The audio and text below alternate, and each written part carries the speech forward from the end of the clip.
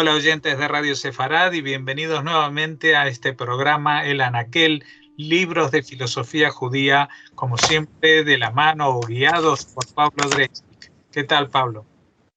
¿Qué tal, Jorge? ¿Cómo estás? Muy bien, y aparte porque vamos a repasar un libro reciente que hace pocas semanas entrevistamos a su autor, que es español, que le sonará a alguna gente que sigue Radio Sefarad. Estamos hablando de Rafael Herrera Guillén, y el título del libro es Ser perseguido, pero aborda, como siempre en Rafael Herrera Guillén, la temática de un personaje histórico que ya seguramente lo vas a mencionar tú. Bueno, Jorge, sí, efectivamente, vamos a comenzar colocando en el anaquel de nuestra biblioteca imaginaria de pensamiento judío y sobre todo de filosofía judía, y más hoy de filosofía judía, un libro recientemente editado, efectivamente, por Rafael, el profesor, el doctor Rafael Herrera Guillén.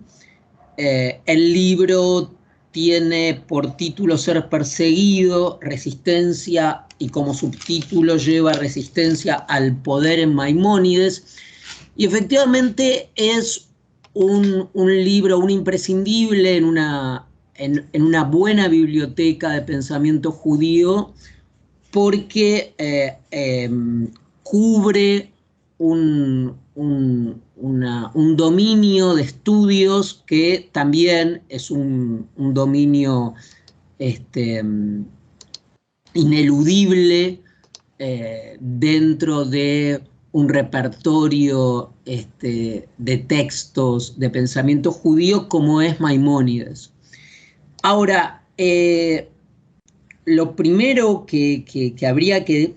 vamos a tratar el tema como lo hacemos siempre, primero prestando atención al objeto, al artefacto, al objeto, al libro.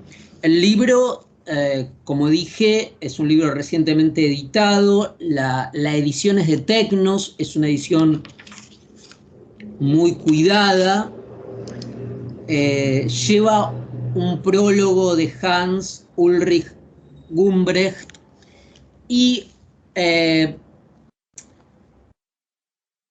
resulta un texto fundamental porque precisamente viene a cubrir, mejor dicho, no solo viene a cubrir un área de estudios, me reitero, imprescindible para quien desea abordar el estudio de la filosofía judía, como es el estudio de la filosofía de Maimónides y en todo caso la filosofía judía medieval, sino porque no es un mero tratado o un mero estudio académico sobre Maimónides, sino que precisamente es un texto que permite para el iniciado, para quien quiera iniciarse en el estudio de Maimónides, y sea un lego, sea una persona que se acerca por primera vez, que quiere una introducción, que quiere familiarizarse con el pensamiento de Maimónides, que carece de contexto. Para eso es un libro ideal, porque tiene un nivel. Ahora vamos a mencionar que tiene otros niveles también, pero conserva un nivel, jugando con esta idea, ¿no?, que también aparece, que es muy judía, la idea de los niveles interpretativos, ¿no?, de Peshat, Remez y Sod. Si uno quiere acercarse al libro como una introducción, lo puede hacer perfectamente y puede satisfacer esa necesidad, porque tiene un primer nivel muy amigable, muy introductorio, muy de familiarización con la temática en general, esa vía de acceso al pensamiento de Maimónides primera, no digo superficial, pero sí primera la cubre a la perfección. De allí, como una escalera de Jacob en un movimiento de anábasis, de ascenso, también llega a cumplir con las demandas, con la solicitud de quien desea un texto académico que discuta cuestiones puntuales de la filosofía de Maimónides. De hecho, si no recuerdo mal, casi la última sección del libro, una de las últimas, es una discusión acerca del Tratado del Arte de la Lógica de Maimónides, o sea, un texto de Maimónides muy, muy específico, no la Guía de los Perplejos, sino un texto muy específico, discutiendo con scholars, con interlocutores muy singulares, con estudiosos a nivel académico de la obra de Maimónides, como Wolfson, Kraemer o Leo Strauss, con lo cual quiere decir que el propio texto en su arquitectura, en su diseño interno, replica o refleja esta idea, esta organización textual tan judía de contemplar diversos niveles de acceso para diversos niveles de competencia o habilidades comprensivas de diferentes lectores uno a uno.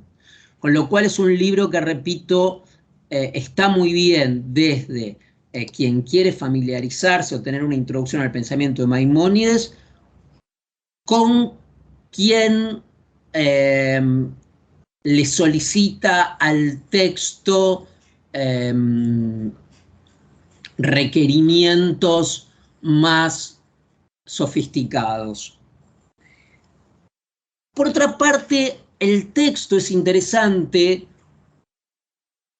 porque no cae en esa modalidad que por otra parte es muy respetable y sobre la que en el territorio de la filosofía medieval y la filosofía de Maimónides hay copioso material, que son las actas de congresos. Nosotros podemos encontrar un género literario que son actas de congresos sobre filosofía judía medieval, sobre Maimónides, y en realidad son intervenciones muy específicas sobre aspectos filológicos que iluminan áreas hasta ahora desconocidas de la obra de Maimónides. Eso está muy bien, hay toda una literatura copiosa acerca del tema,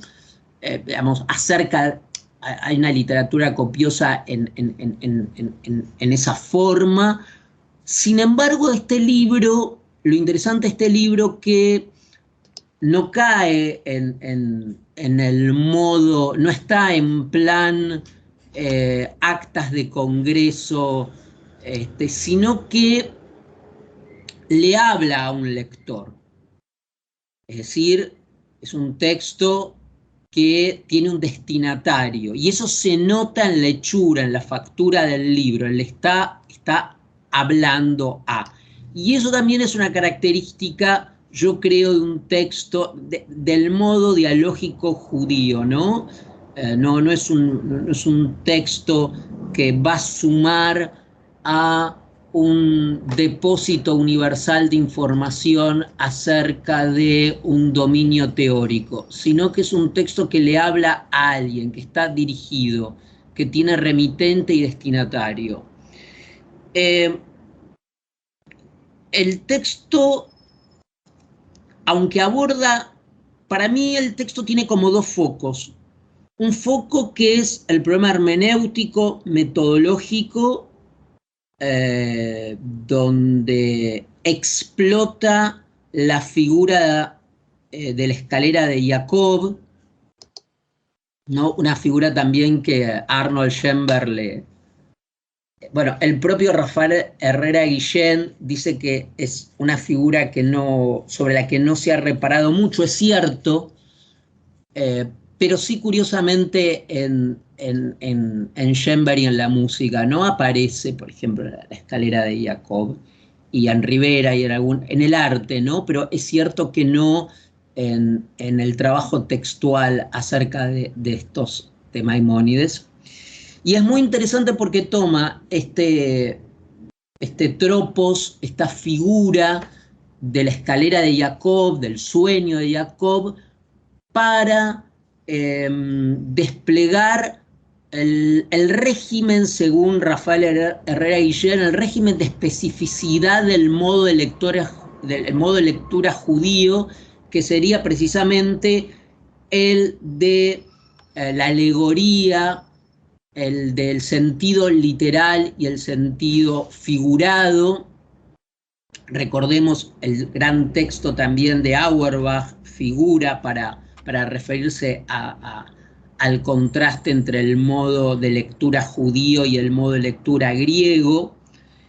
Y el texto es sumamente sutil y sumamente cuidadoso e inteligente en mostrar cómo hay una relación entre la filosofía política y esta hermenéutica, es decir, entre las figuras literales, entre el sentido literal, entre la física y las leyes vinculadas a el mantenimiento de la cohesión o el orden social o la ciudad. Es decir, las leyes positivas que permiten la convivencia, las leyes prescriptivas, normativas, los premios, los castigos, la ejemplaridad, el aleccionamiento, todo esto tiene que ver con el plano literal. Y por el otro lado, a esta envoltura, a esta parte física de la ley, que sería como el manual, las leyes de conducir, por donde uno tiene que doblar, el semáforo rojo, el semáforo verde, a estos límites que permiten la convivencia, la acompaña una verdad metafísica que no puede ser reducida a esa envoltura física, que es igualmente necesaria que esa envoltura física, pero que está reservada no a una élite, y acá me parece también lo muy, muy interesante del texto de Rafael Herrera Guillén. No se trata de la idea straussiana de la mentira necesaria que promueve una élite para mantener un orden social, mientras que esta élite de sabios usufructúa de una verdad metafísica que le da acceso a ciertas claves que no comparte, a un acervo secreto, sino que se trata más bien de una verdad, para decirlo en términos cristianos, escandalosa, insoportable, que aclara Rafael Herrera Guillén, tiene que ver con la no, por usar para encontrar una palabra, un término el más cercano posible, el gap, el hiato, el abismo insalvable entre el origen y la ocupación de un territorio.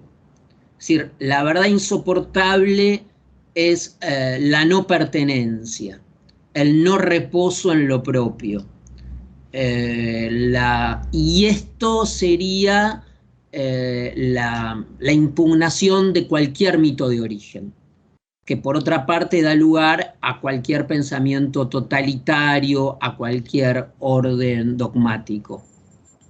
Es decir que la verdad insoportable sería una verdad antimítica que desmiente cualquier pertenencia original, cualquier idea de origen, de pertenencia, etcétera, etcétera.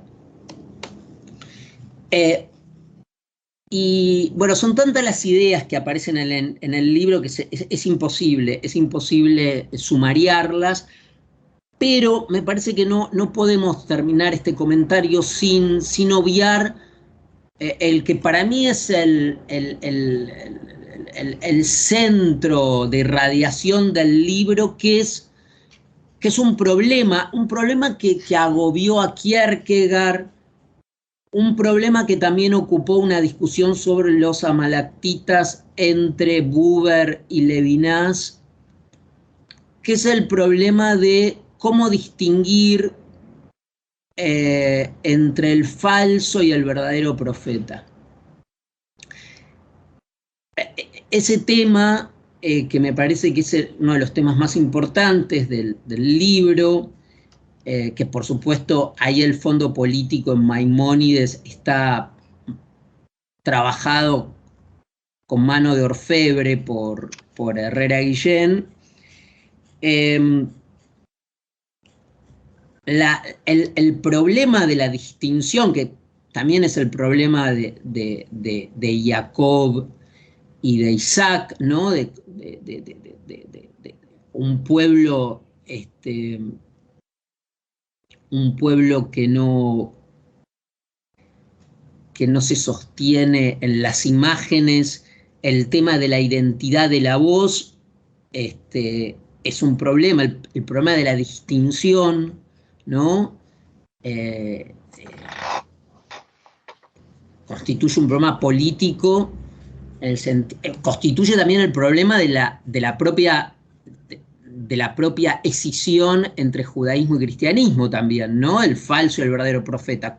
Es un problema de signos en un régimen hermenéutico como el régimen hermenéutico judío, donde la claridad de los signos no es el modo privilegiado de acceso a la realidad. Entonces surge el problema de cómo diferenciar una voz verdadera de una voz que no es verdadera.